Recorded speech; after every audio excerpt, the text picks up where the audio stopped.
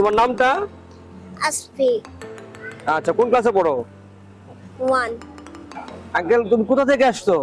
মিরপুর থেকে। কার সাথে আসছো? আমার বাবার মার সাথে। আচ্ছা, তো মেলাতে এসে তোমার কেমন লাগতেছে? ভালো।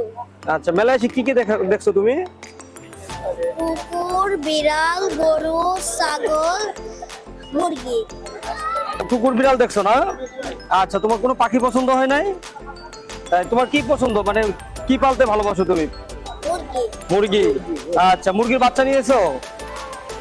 আচ্ছা, এই যে দেখো তো, তুমি মুরগি যেহেতু তোমার পছন্দ, এই যে তোমার জন্য মুরগি বাচ্চা পালনের লালন পালনের একটা লিফলেট ফুলটার আমাদের তথ্য দপ্তর থেকে তোমাকে দেওয়া হলো। হ্যাঁ, তুমি ডিম খাও?